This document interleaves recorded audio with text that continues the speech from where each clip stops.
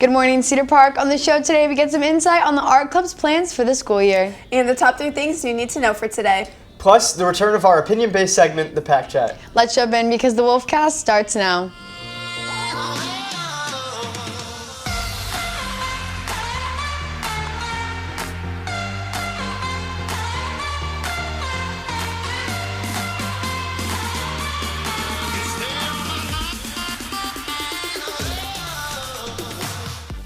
Good morning, I'm Abby Martinez, joined by Jack Polishuk and Katie Whitmarsh.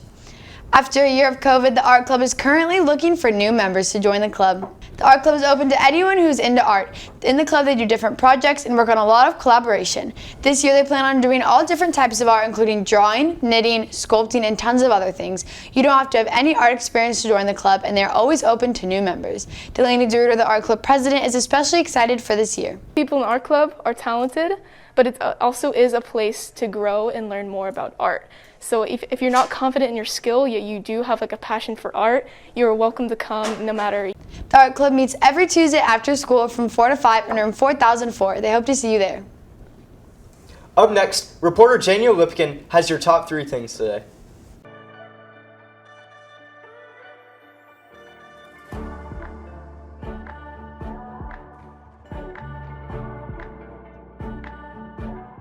Good morning, everyone. I'm Jana Lipkin, and here are your top 3 things you need to know for today. First, there is new talk that Australia will be opening their international border by Christmas the latest, Dan Teaton, Australia's Minister for Trade, Investment and Tourism, said in his interview with Sky News.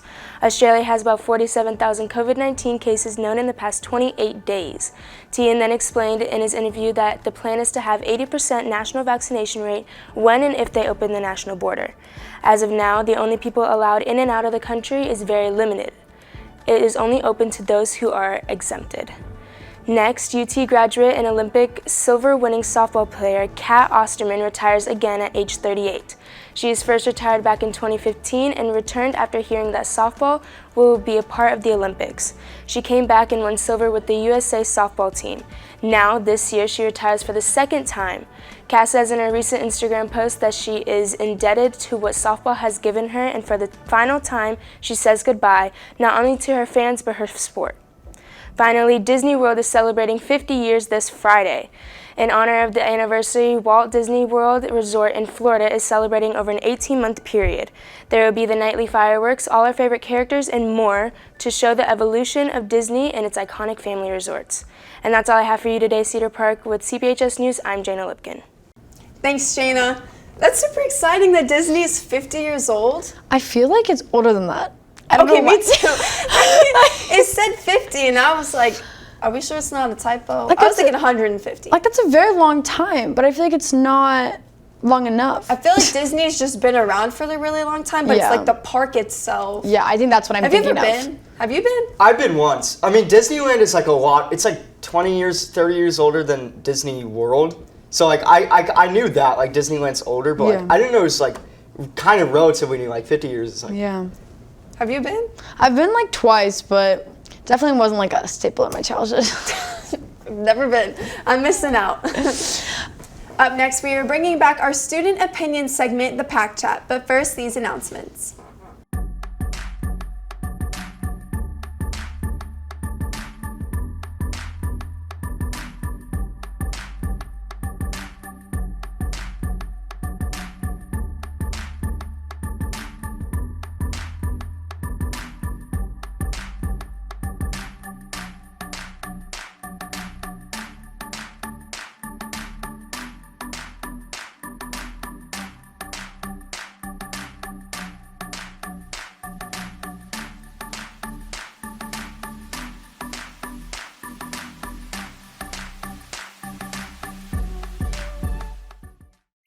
I'm Michael, and you're watching the Wolfcast. That's all we have for today. We will see you on Monday for a feature story on varsity quarterback Josh Pell, hiring now, a sports report, and a highlight on some excited future celebrities. With CPHS News, I'm Katie Whitmarsh. Stay tuned because the Pack Chat starts now.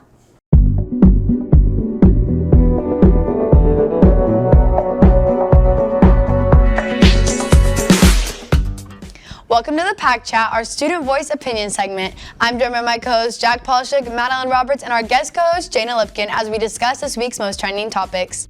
The Pack Chat is an opinion segment, and the views of this segment do not reflect the views of CPHS News, the high school, or Orlando ISD.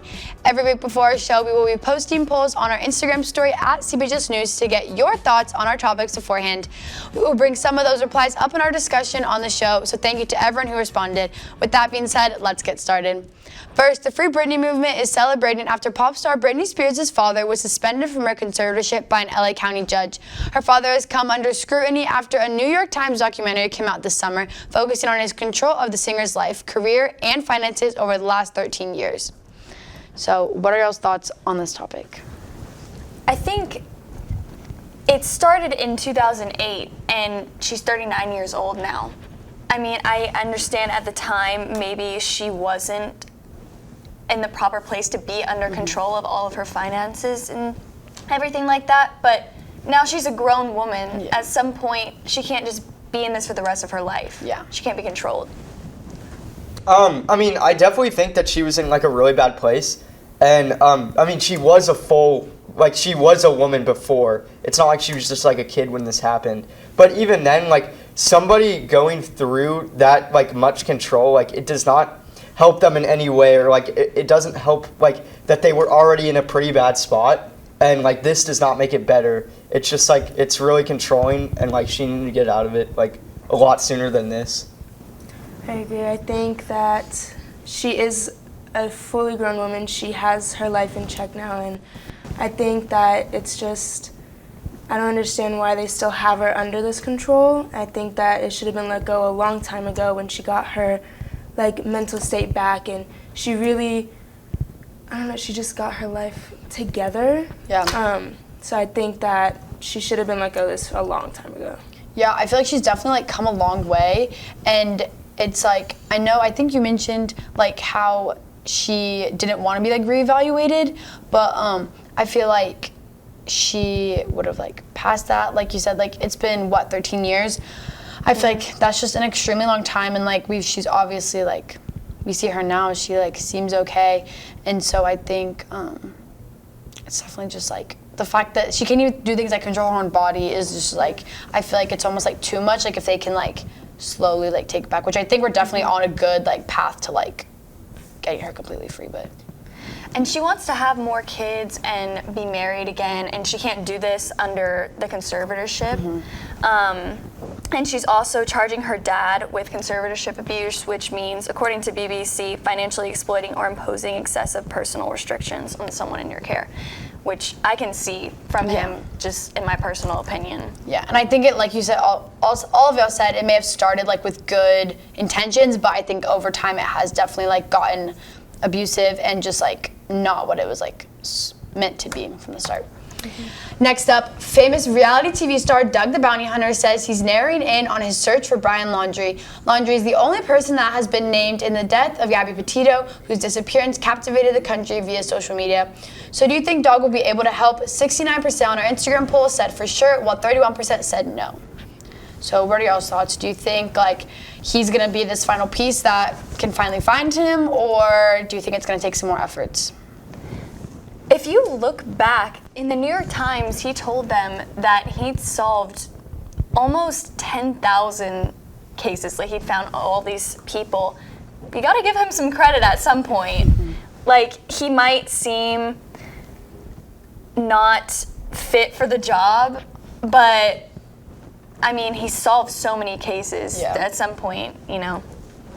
I mean, I feel like him doing this and like making it like really public is it's like, I kind of feel like it's a big publicity stunt. I mean, I know he's like a qualified dude, but like at the end of the day, he is a reality TV star. Yeah. And like, I feel like he's doing this to get more attention, especially because like the show was canceled a while ago and he hasn't really maintained the relevance that he used to have.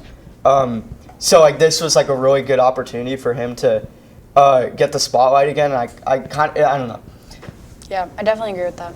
Yeah, 100% agree. I think that it does seem at first, like when you think of it, it does seem like a publicity stunt, like he's making it bigger, but I agree with Madeline, like at the end of the day, he did solve lots and lots of cases. Yeah, I can definitely see both sides of it. I think this case is it's very sad, and it's very like I really don't know how it's gonna like end, or like what the final like verdict is gonna be when they like hopefully like do find him soon.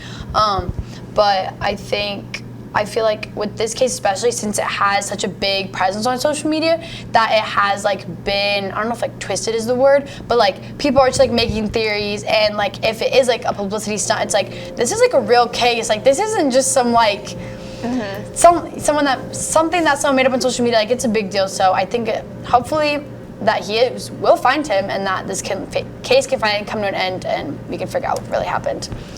Finally, an awkward TikTok has gained some fame and started some debate. In the video, a girl came to surprise her boyfriend, but was his reaction what she thought it would be? Let's take a look. Just like that.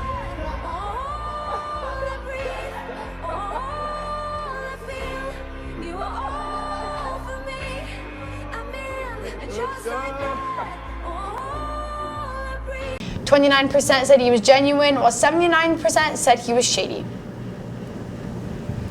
So, you have to admit, in the video, it does, from some points of view that I've seen from other TikTok videos reacting to this video, that the other girl sitting next to him on the couch was very shadily handing him his phone under his arm, which that can be argued in so many different ways. Like maybe it was just sitting in his lap, but it does look very suspicious. And when she walks in the door, the other girl's sitting on the couch. Usually I would be like, oh, like that's so cute, like all happy, but they just like went on their phones, like they knew something was up. yeah, definitely. Jack? I don't know. There's a lot of variables. He could be innocent. I'm not one to say yes or no. Okay, Jana? I definitely think he's shady. I don't know the full story, but from what the TikTok is, you can definitely see like he put his head down in between his knees, like maybe like grabbing something, maybe his phone. He does seem not very excited as other videos. Like if you look at different TikToks, like someone surprising them at college, they're like, oh my goodness, like I haven't seen you so long. Running into their arms. Yeah, exactly. He stayed on the couch, put his head down, like, you know, I don't know, I feel like he would have been more excited. Yeah, I feel like definitely, I mean, everyone's relationships are different, but I feel like typically if you're like in long distance and it's like, you've like typically like been dating for a while, you're like surprising someone, like you'd be pretty excited, I feel like, to see them. So it's like almost like the surprise, like not that he didn't want to, I don't think that he didn't not want to see her, or that he didn't want to see her. I think he was just caught off guard, and it's like, okay, if you were doing something, in my opinion, it's like, why would you be like kind of sus? I mean, some people think that that's just like could be normal. So I think it's everyone's opinion on that one. If there was something going on, his friends shouldn't have done that if they knew about it. Yeah. Like you can see them on the side, they're laughing. Yeah, so I think it's a little fishy. Also, I just want to say, like, you never rule out that this video might be fake, and it just might be somebody trying to get clout, or like just trying to get views, because that happens a lot. Like all of these fake videos where it's like, oh, it gets millions of views because it's like super dramatic, and it's like they might have just like made it for a TikTok. Yeah. And to wrap it up, that's all we have for today. Remember to Wolfpack, there's always time to chat.